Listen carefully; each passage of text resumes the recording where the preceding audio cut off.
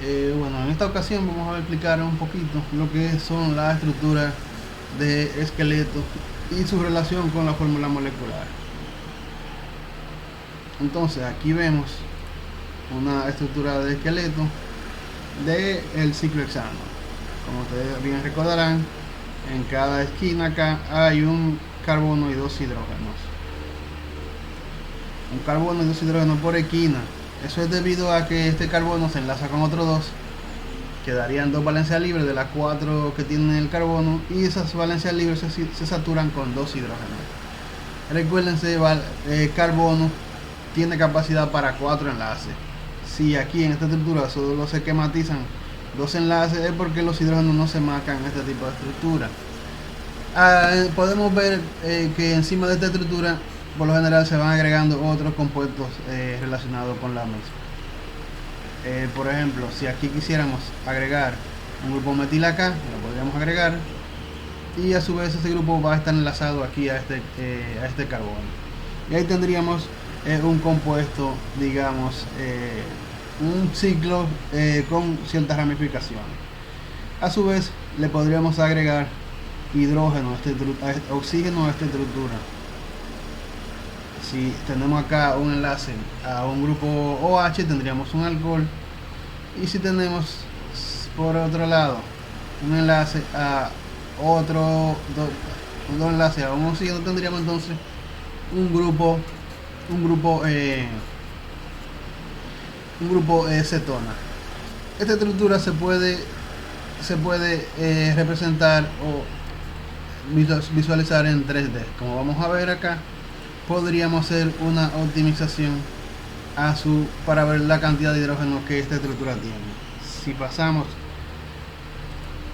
esta estructura a 3 dimensiones, podemos ver entonces que la estructura cambia en cuanto a su apreciación y su distribución espacial. Es la misma estructura que antes, lo único que aquí tenemos entonces que cada átomo de estos azules son carbono, los blancos son hidrógeno, y las esferas rojas son los oxígenos. Entonces la visión de la estructura que vimos antes es esta en el espacio de manera detallada.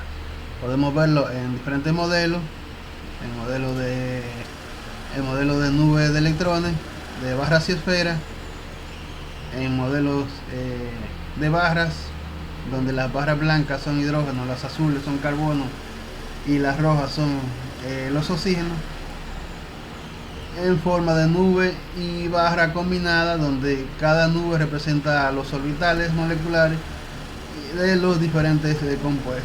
Aquí tenemos orbitales moleculares del hidrógeno, carbono, y los rojos serían del oxígeno. Entonces esta estructura a su vez se podría poner a rotar y podríamos ver sus diferentes conformaciones.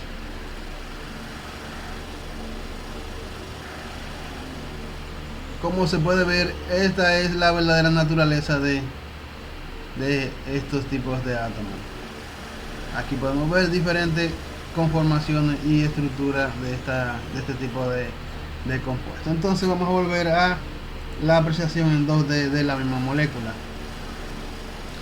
Entonces básicamente este es el mismo compuesto que vimos anteriormente, lo único que es representado de manera distinta. Entonces vamos a ir contando la cantidad de hidrógeno y de carbono que tienen y de oxígeno que tienen esta molécula para construir su fórmula condensada, su fórmula molecular.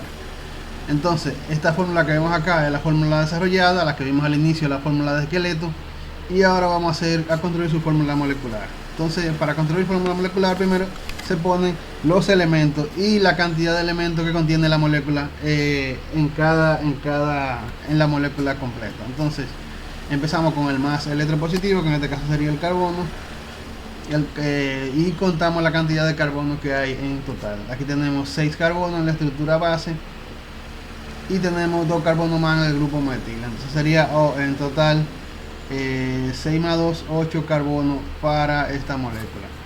Hidrógeno le sigue, entonces tenemos acá un hidrógeno, otro hidrógeno más, serían 2, tendríamos acá dos hidrógenos acá, serían 4, 6, 7, 8, 10 y 13 hidrógenos en total para esta molécula, y así se va construyendo la fórmula molecular. Y en cuanto al oxígeno, serían un oxígeno acá y otro oxígeno acá, entonces oxígeno 2. Entonces esa sería la fórmula molecular. Así es como pasamos o como creamos la equivalencia entre fórmula estructural y fórmula molecular.